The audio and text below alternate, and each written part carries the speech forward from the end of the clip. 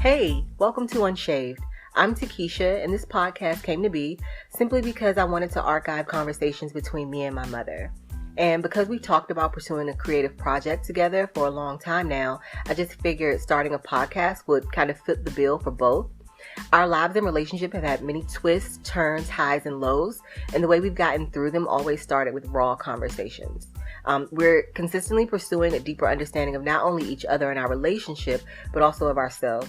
If the topics and conversations explored in this space help you to navigate your journey in any way, then that's even better.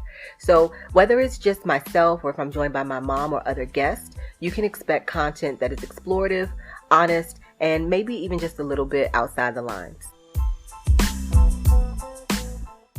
Welcome to Unshaved. Thank you to those of you that are returning listeners, as well as to those of you listening in for the very first time. This is the third part of a 4-part conversation with my friend Nicolette. If you haven't caught the first 2 episodes, please take a listen to those so that you'll be caught up on this next part. And we're just continuing our thoughts on hypocrisy, a sense of self, and just navigating our truth and expressing them in our lives.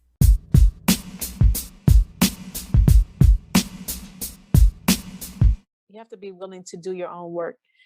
It is not easy.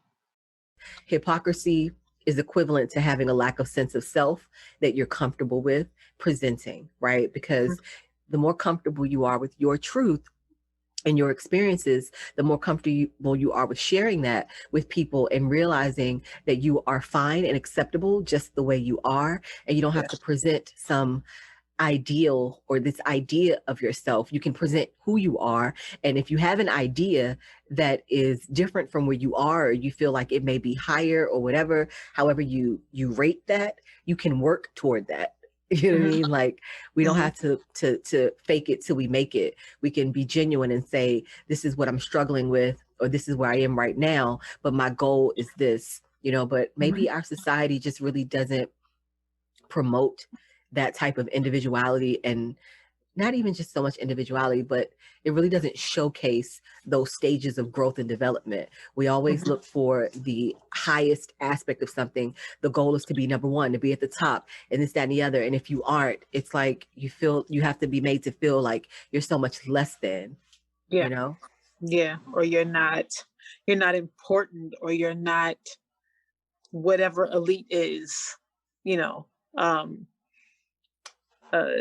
I was listening to something not too long ago, when they were talking about how different networks report the news, or different newspapers report. At one time, it used to be about the facts, and now it's about being first. We put whatever out there so that we can say, oh, we're the first to give you this, no matter what it is. So now we're creating this false sense of credibility based off of, for lack of a better term, based off of fluff, based off of untruth, based off of, just the purpose of being there for attention. It's all about who gets the most attention. That's my observation. But I'm trying to figure out why it put me in the mind frame. I was listening to you, don't get me wrong, but it just what was coming to mind for some reason is like it looks good on paper, these resumes, right? And it's like, is that how? That's just how we're taught to present ourselves to some degree. Like, I want to look good on paper, but in this situation, this scenario I'm talking about, it's not just good on paper. It's like I want to appeal to whatever I believe would make me desirable enough to enter whatever relationship, connection, whatever it is that you're trying to do, right? And if you don't get that, like, say someone presents their truth and they don't get that relationship, because we have the right to say, yeah, that's your truth. I hear it, I respect it, but I'm not with it, you know? And then it's like rejection and all these other things, but it's not really that. You know, it's more so someone else just saying that this is where I am. And Mhm. and what I was talking about in relationships, it seems like it would be more mutually fulfilling if everyone is in agreement with what's actually happening, what's actually real, you know? Mhm. So why would I want to be in a relationship with someone who feels like they've outgrown it? Why would I hang on to that for dear life? Because I'm attaching some type of value to myself, or rejection from, like, it doesn't have to be a rejection. It's just that that's where they are. Things like the other quote. We do not possess people, we experience them. Is that one? Exactly. Yes. Yeah. You want me to Yes. read it again? Yeah. Yeah. Okay. We do not possess people, we experience them. Stay present, stay mindful. Connections that are meant to last will. If they're meant to stay, they will.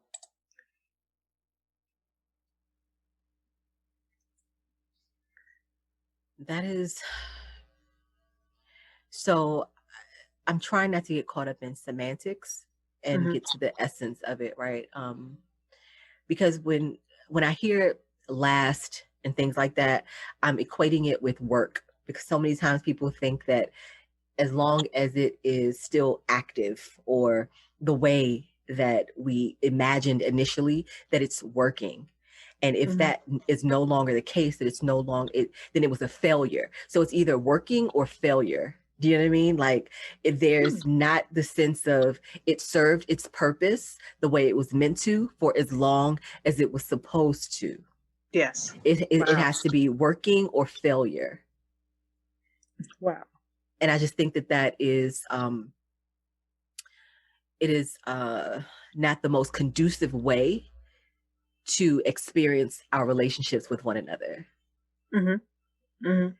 It's like it served its purpose for as long as it was supposed to. Like, we don't get so bent out of shape when we grow out of our clothes, our shoes, trends in fashion, or anything like that. But we want to possess the people around us, even if it means that we're no longer on an energetic frequency that is most positive. It's like, why are we fighting? Why are we bucking against what is naturally occurring? Because what's always going to happen is change. And Yeah. if people aren't changing at the same rate, in the same speed, or in the same direction, sometimes that means that there has to be another type of change that may be uncomfortable. But wouldn't it be less fulfilling if it were more so staying the same out of some sort of pity party of, like, let's just stay where we were?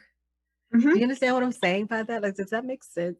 It does. You made me touch a lot of points in my head.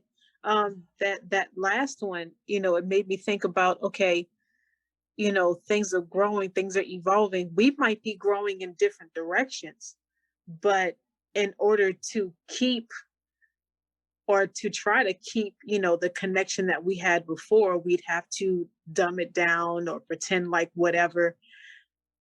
And now you've developed this disingenuous connection. And Exactly. And I know you mhm, said dumb it down, for lack of better words, right? Like, yeah, it's not, yeah, because it's not to say that something is you're better or restricting yourself. worse. Exactly. Yeah, Right. that's what I And meant. Yeah. um so I've been thinking about that, right? Because it's like, if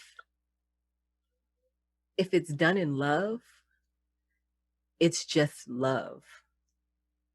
So it, what's making me think about is the relationship between parent and child, especially mother and child. And this is from what I've understood other mothers to express, that Mhm. there's always the sense of letting go, in a sense, right? Because when you carry a child, or even if you don't necessarily carry the child, but when you nurture the child, you're helping this child to develop, you're helping them to grow, to eventually leave, not so that you can keep them under your wing their entire existence, and that can be challenging as you go through these different stages in the relationship. But as this child grows, as the relationship changes to some degree where you're not maybe needed as much, it doesn't mean that there's love loss. So if in any other relationship we have that in mind, to just be present and be really in love, which is in action. So just because things change, like you and I were roommates, just because we're no longer roommates and we live in different states, it doesn't mean that there's a difference in our connection, just proximity. Yeah.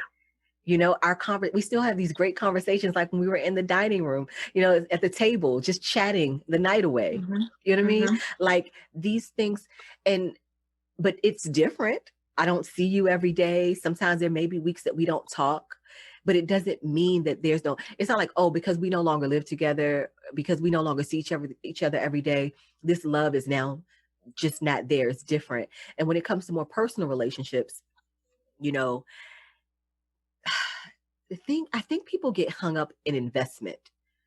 Do you know what I mean? Because we see a lot of times, I think people see relationships as what I've invested in it, what I'm getting out of it, and feeling like maybe they didn't get, for lack of a better word, their money's worth. You know what I mean? Like, nah, I was supposed to get more out of this. This was supposed to be lifelong, or this was supposed to be this.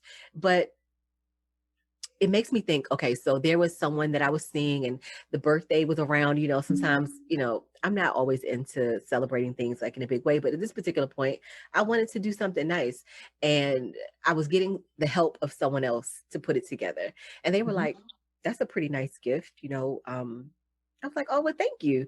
I enjoy giving people gifts for some reason, right? So it's like, he said, so if you weren't with this person in another year or two, how would you feel? I said, that has nothing to do with now. I'm not doing this contingent on us being lifelong partners. I'm doing it because we're sharing energy now. I appreciate it. And I'm just wanting to do something nice. It doesn't have to be a deposit into my very distant future.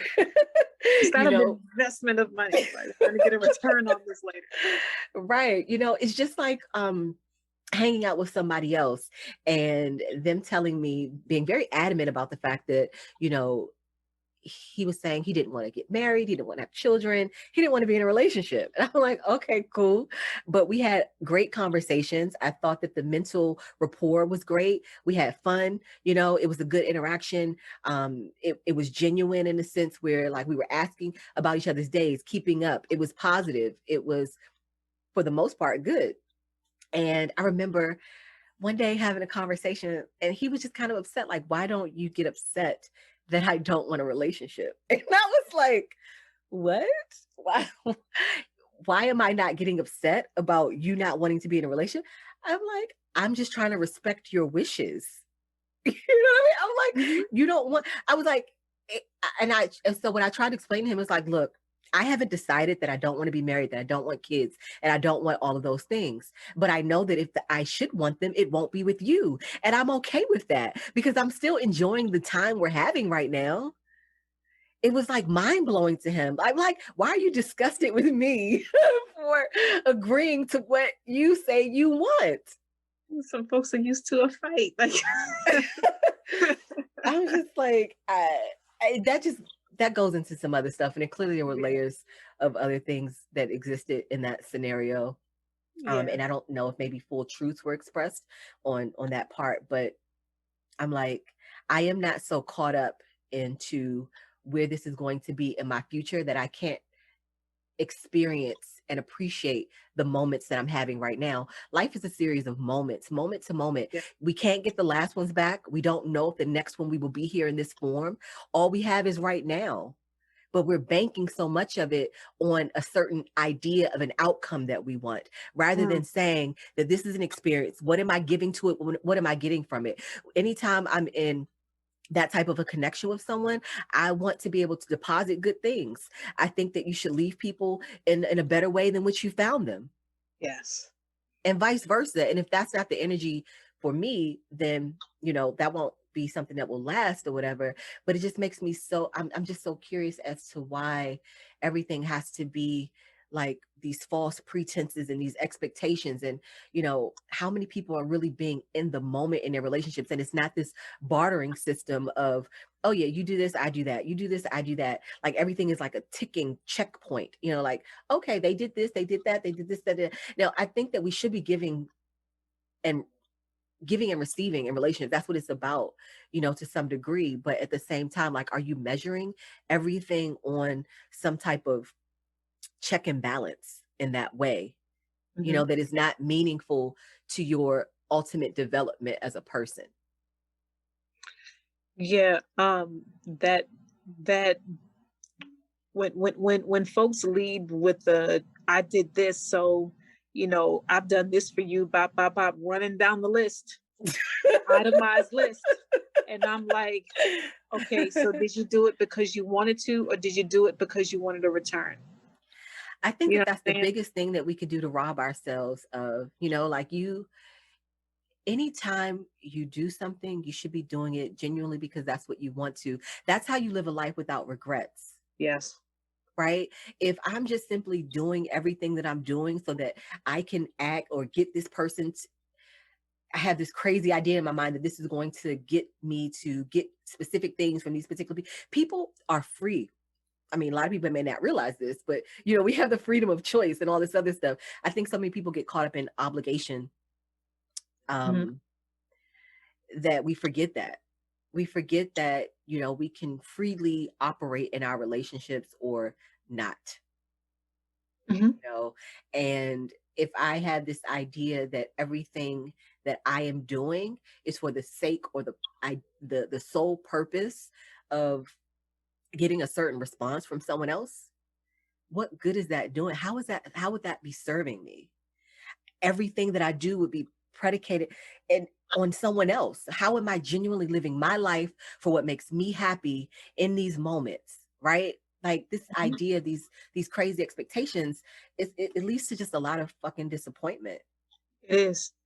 It is. It would lead to a lot of disappointment. If you, for me, if I were to live my life that way, to where I'm giving with the expectations of giving back, that means that for me, I'm looking for that in every relationship. I don't fully trust anymore Hmm. because I don't know if you're living like me too. Hmm. If you're just doing this, well, if I do this, and that means that they're gonna do because they have these talents. So, you know, if I shoot an event for them, then they're gonna do my taxes for free. I'm going to be constantly looking over my shoulder, whether in professional situations or personal situations. My friendships won't be genuine. At least I won't think so, because I'm not genuine with myself. I'm not genuine with the people around me. Now I'm attracting that energy.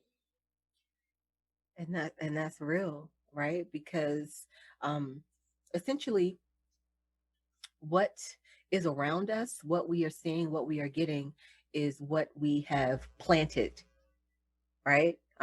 It's Mhm. essentially that whole idea about reaping what you sow. Um, I think that we would be better off if, as a society, uh, especially individually, if we just really focused more on authenticity. Absolutely. When you operate in authenticity, um, and even an intent for authenticity, like you said, you're not living in regrets. You can live freer because you just operate this way, and you attract more energy around you to operate in that way. Not saying that, you won't come across some, whatever, but you'll be more prepared to be able to recognize it, and you'll And be prepared to, do what you have to do to, counteract that, in a way that you don't pick up on that energy, or let that succumb you. right, and to be less bent out of shape, right? Yep. Yep. Yep. Less bent Absolutely. out of shape. Yeah. So hypocrisy, what is that quote again? Do you mind Yeah. So with hypocrisy, there's a lot of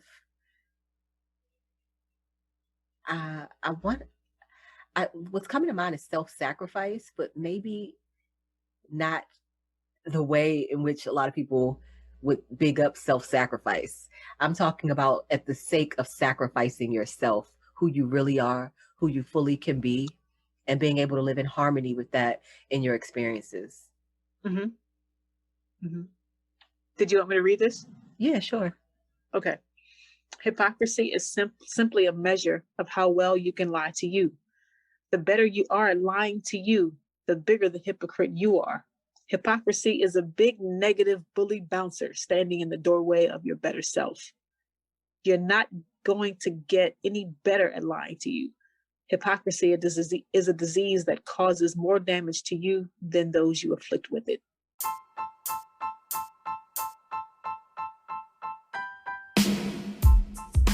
I appreciate you for making time to listen in to this episode of Unshaved.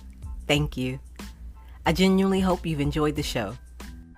If you have questions or suggestions for topics to explore, please email unshaved.podcast@gmail.com. Be sure to indicate if you'd like to be mentioned if your feedback or questions are addressed. I take it that you've enjoyed the content since you've made it this far. Depending on the platform you're hearing this on, let me know so we can really engage with one another. So drop a comment, click the star, download, subscribe, applaud, click the like button, and share this with others. Unshaved is on Facebook and Instagram.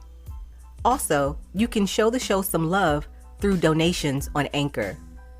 Last but not least, remember you can turn on your notifications so you'll know when we're back with new episodes. Till then, let's continue to live with love and light.